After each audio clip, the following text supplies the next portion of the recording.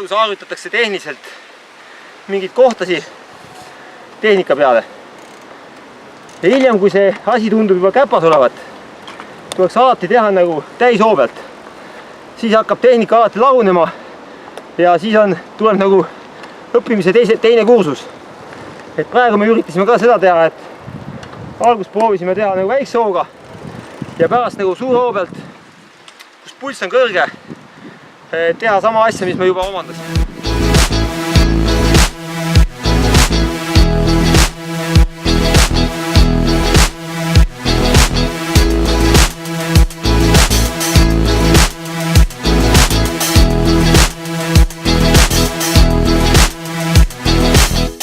Ilma piduriteta harjutus on selleks, et õppida kiirust tunnetama, et valida siuke laskumise ja enne kurve õige kiirus, et ei pidurdaks enne kurve liiga maha, samas ei pidurdaks ka väga vähe, sellepärast et kui kurvides väga pidurdama hakata, siis libedaga on see päris libe.